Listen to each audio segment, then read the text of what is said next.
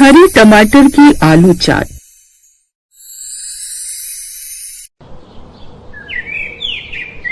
भाई, जो मजा ठंड के मौसम में सब्जियां खाने का आता है ना, वो किसी मौसम में नहीं आता। मतलब कितनी तरह की बढ़िया बढ़िया सब्जियां आती हैं। आजकल मार्केट में देखकर दिल हरा भरा हो जाता है। हाँ, तो इतना ही शौक है ना सब्जियां खाने का, तो अब ये लीजिए ठेला और बाहर जाकर कई तरह की कोई सब्जियां मिल रही हैं तो वो ले आइए। लेकिन हाँ, ठीक भाव से लेकर आना, लुट कर मत आ जाना। पिछली बार भी गए थे तो 80 रुपए के प्याज उठाकर ले आए थे, जबकि बाजार में उसका भाव 40 चल रहा था। अरे वो तो इसलिए क्योंकि उस वक्त मेरे एक दोस्त का फोन आ गया था मुंबई से, तो वो कह रहा था कि उसने प्याज वहां पर 100 रुपए के खरीदे, तो मुझे लगा यहाँ सस्ते होंगे। अरे वो मुंबई शहर है और ये जयपुर, और तुम्हारा दोस्त है ना, तो जरूर तुम्हारी तरह ही होगा, कोई भी बेवकूफ बनाकर चला जाता है। तभी शर्मा परिवार की बहू निहारिका चाय लेकर आती है। अरे अरे मम्मी जी, पापा जी, आप दोनों लड़िए मत, और ये लीजिए गर्मा गर्म चाय पी लीजिए। ला बहू, एक तो ही समझदार है इस घर में। हाँ हाँ, हम सब तो गवार बैठे हैं ना, पूरी उम्र निकाल दी हमने, लेकिन कभी लुट कर नहीं आए। अरे लुट तो मैं उसी दिन गया था जब मेरा तुमसे ब्याह हुआ था। हाँ, तो मेरे कौन से भाग खुल गए थे तुमसे ब्याह करके, तब से लेकर आज तक काम करवा कर हालत खराब कर दी मेरी। अरे आप लोग शांत हो जाइए। अब देखिए, आप लोगों की बहसबाजी में चाय भी ठंडी हो गई, मैं एक बार फिर गर्म करके लाती हूँ। कुछ देर बाद निहारिका फिर से चाय गर्म करके लाती है, जिसे पीने के बाद राम सिंह बाजार चले जाते हैं और वहाँ से अलग अलग तरह की सब्जियां खरीद कर ले आते हैं। क्या कहा पापा जी, आप 600 रुपए की सब्जियां लाए हैं? ये इतनी महंगी? कहा था ना, ये हमेशा लुट कर आते हैं, इन्हें किसी भी चीज की कोई समझ नहीं है। अरे बहू, तेरी सास की तो आदत है चिक चिक बाजी करने की। तू एक काम कर, तू ना इन सब्जियों को ले जा और किचन में रख दे। पापा जी, मैं क्या कह रही हूँ, आज न ठंड है और ऐसे भी गर्मा गर्म सूप पिया जाए तो मजा आ जाए। सूप? वाह वाह वाह बहू, तूने तो कॉलेज के दिन याद दिला दिए। जा बना कर ले आ। बहू, अगली बार तू ही सब्जी ले आना। ठीक है माँ जी, और पापा जी आप चिंता मत कीजिए, मैं अभी गूगल पर देख कर ना इनका बढ़िया सा सूप बना लाती हूँ। ऐसा कहकर निहारिका किचन में चली गई। दरअसल उसे तरह तरह की डिशेस बनाने का बड़ा शौक था, इसलिए उसने अपने किचन में एक छोटा टीवी भी लगवा रखा था, जिस पर वो नई नई रेसिपी देखा करती। कुछ देर बाद वो सब्जियों का सूप बनाकर ले आई, जिसे पीते ही सबके मुंह बन गए। सत्यानाश जाए इन मुए रेसिपी शो बनाने वालों का। उनके चक्कर में हम पर एक्सपेरिमेंट करती फिरती है। बहू, इससे अच्छा होता तू नींबू पानी बना देती, बेकार में इतनी सब्जियां वेस्ट की।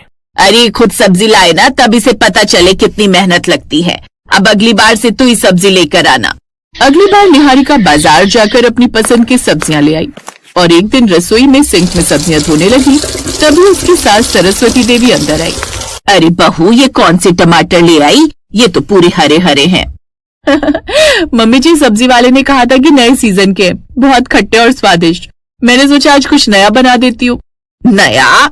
नया नया नया, तुम्हारे नए नए प्रयोगों से तो पूरा घर परेशान है। कल जो दही भल्ले में नींबू डाला था, उससे तो सबके पेट गड़बड़ा गए थे।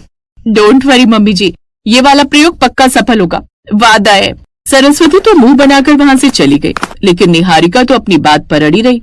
अरे, मैं हरी टमाटर की ऐसी खट्टी मीठी आलू चाट बनाऊंगी कि सब खाते रहेंगे। लोग एक बार खाएंगे ना तो बार बार याद रखेंगे। तभी उसका देवर भागते हुए वहां आया। भाभी, भाभी बचाओ। ये निहारिका का देवर रोहन था, जिसके पीछे उसकी ननद नीलू घूम रही थी। मैं इसको छोड़ूंगी नहीं, फ्रिज में रखी मेरी चॉकलेट खा गया कमबख्त। अरे ये क्या भाभी, आज फिर कुछ नया बना रही हो क्या? इस बार कौन से प्रयोग का शिकार होंगे हम? हाँ, लेकिन तुम लोग कम से कम बनने तो दो। बस भाभी, ध्यान रहे पिछली बार जब आप पाव भाजी ट्राई कर रही थी ना, वैसा ना हो उस दिन की तरह कहीं हमें मैगी ऑर्डर ना करनी पड़े। निहारिका ने रोहन को आंख दिखाई। ओए, मैं इतनी भी खराब कुक नहीं हूँ, अब तुम दोनों जाओ और मुझे डिस्टर्ब मत करो। वो दोनों वहां से चले गए। हे भगवान, अब बस किसी भी हालत में ये चाट अच्छी बननी चाहिए, मेरी इज्जत का सवाल है। निहारिका के किचन में एक छोटा सा टीवी लगा हुआ था, जिसमें कुकिंग शो चल रहा था और शो में एंकर बता रहा था। दोस्तों, हरे टमाटर की चटपटी चाट हर किसी को पसंद आएगी, बस थोड़ा सा मिलाएं प्रेम और चुटकी भर विश्वास। निहारिका ने टीवी की तरफ उंगली उठाकर कहा, देखा, यही तो मैं भी कह रही हूँ। तभी सरस्वती देवी रसोई में पानी का ग्लास लेने आई। बहू, टीवी में सब आसान लगता है, असली मुश्किल तो तुम्हारे जैसे लोग करते हैं, जो बिना सोचे समझे प्रयोग कर देते हैं। देख लेना मम्मी जी, आज इतना स्वाद बनेगा कि आप उंगलियां चाटती रह जाएंगी। अब निहारिका ने प्याले में उबले हुए आलू डाले, हरे टमाटर काटे, मसाले मिलाए, मिर्च, नमक, चाट मसाला, काला नमक आदि सब मिला दिया। इसके बाद खट्टे टमाटर की खुशबू रसोई में फैलने लगी।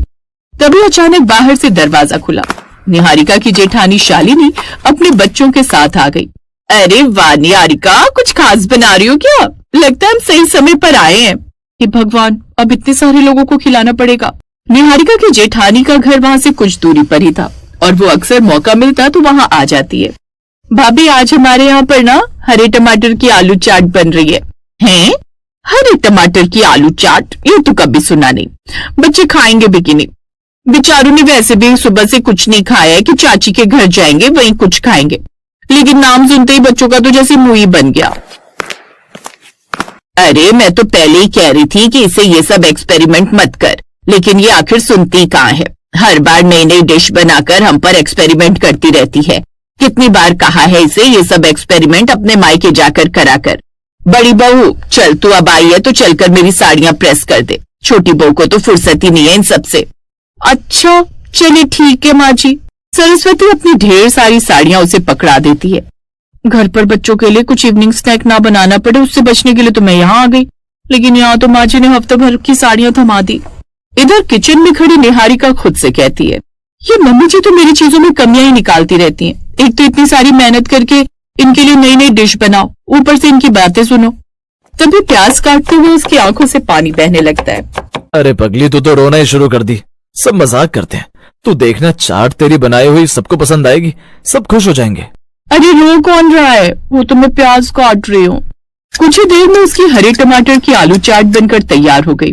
अमित ने एक चम्मच चाट चखी और अगले ही पल वो चौंक गया। अरे वाह, ये तो सच में मस्त है। हाँ, मुझे तो ये बड़ी टेस्टी लगी है। कुछ देर बाद निहारिका सबके लिए चाट लेकर आई, जिसे खाते ही सब बड़े खुश हो गए। वाह भाभी, ये तो एकदम स्टॉल वाला फ्लेवर है। भाभी, ये तो एकदम खट्टा मीठा धमाका है। अरे वाह, बच्चों ने भी एकदम से चट कर दी। तभी उसके सास ससुर भी उसकी तारीफ करने लगे।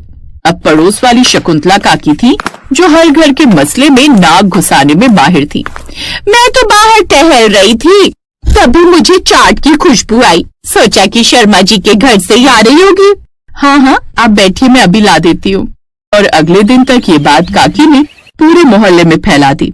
कुछ ही घंटों में 10-15 महिलाएं घर आकर मांगने लगी, निहारिका हमें भी रेसिपी बता दो ना। हम भी बनाएंगे, आप चाहो तो 1-1 घंटा कुकिंग क्लास हमारे घर पर आकर दे दो और बदले में हमसे फीस ले लेना। ये सुनकर निहारिका और सभी ससुराल वाले बड़े खुश हुए और अगले दिन से निहारिका ने अपने मोहल्ले में कुकिंग क्लासेस देनी शुरू कर